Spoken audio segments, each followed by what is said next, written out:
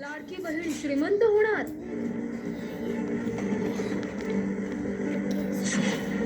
लाडकीचा पगार घसघशीत वाढणार, पंतप्रधान आर्थिक सल्लागार समितीची शिफारस, महाराष्ट्रातील लाडकींना मोठी पगारवाढ मिळण्याची चिन्हे, कारण मुख्यमंत्री माझी लाडकी बहीण योजनेतील पैसे वाढवण्याची शिफारस करण्यात आली आणि ही शिफारस थेट पंतप्रधानांच्या आर्थिक सल्लागार समितीने केली आहे। या योजनेचं मूल्यमापन करून त्यात आवश्यक ते बदल केले जावेत अशी सूचना या समितीने केली आहे। सध्या योजनेतून मिळणारा लाभ पुरेसा आहे की नाही याचं मूल्यमापन करून यात बदल करावा असा सल्लाही समितीने दिला। वाढती महागाई आणि गरजा लक्षात घेऊन योजनेच्या 1,500 रुपयांच्या रकमेचा पुनर्विचार होणार। महाराष्ट्र योजनेचं केंद्राकडून सविस्तर मूल्यमापन केलं जाईल। थेट बँकेत पैसे जमा झाल्यामुळे महिलांच्या मासिक खर्चात 46% वाढ झाली।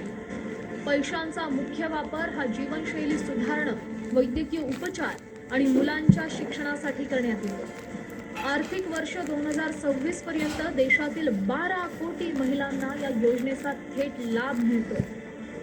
पंतप्रधानांच्या आर्थिक सल्लागार समितीच्या शिफारसीनंतर विरोधकांनी सरकारवर निशाणा साधलाय।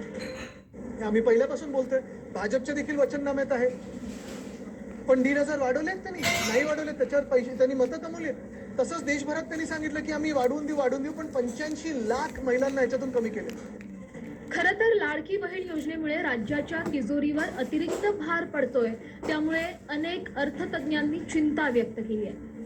आणि त्यातच आता पंतप्रधान आर्थिक सल्लागार समितीने सादर केलेल्या अहवालात महाराष्ट्रासह ओडिशातील सुभद्रा योजनेचंही सविस्तर मूल्यमापन करण्यात आलंय। तर दुसरीकडे राज्य सरकारनं या आधीच या योजनेतील तब्बल 80 लाख महिलांना अपात्र केलंय। त्यामुळे पंतप्रधानांच्या आर्थिक सल्लागार समितीने केलेल्या शिफारशींबाबत राज्य सरकार काय निर्णय घेणार याकडेच राज्याचं लक्ष लागलंय।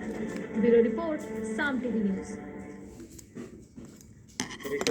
एक बातमी यावेळेस समोर आलेली आहे। केरळमधील वायनाड जिल्ह्यातून एक मोठी दुर्घटना या ठिकाणी कॅमेऱ्यामध्ये कैद झाली आहे।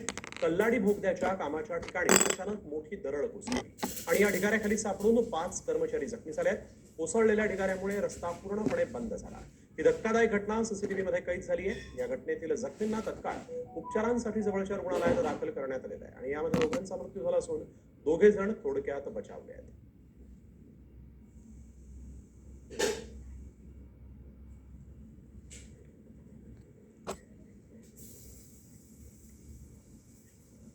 आपण बघतोय केरळमधल्या भूस्खलनाची ही थकाप उडवणारी दृश्य या ठिकाणी कॅमेऱ्यामध्ये कैद झालेली आहेत। कशा पद्धतीनं हा मातीचा प्रचंड मोठा ढिगारा या ठिकाणी भूस्खलन झाल्यानंतर जमिनी रस्त्यावर आला आणि या ठिकाणी काही वाहनं आणि लोक होती। एखाद्या बॉलिवूडच्या चित्रपटामध्ये शोभावी अशीच ही दृश्य या ठिकाणी आपल्याला पाहायला मिळत आहेत। अतिशय भयावह आणि अंगावर काटा आणणारी अशी ही संपूर्ण घटना सीसीटीव्हीत कैद झाली।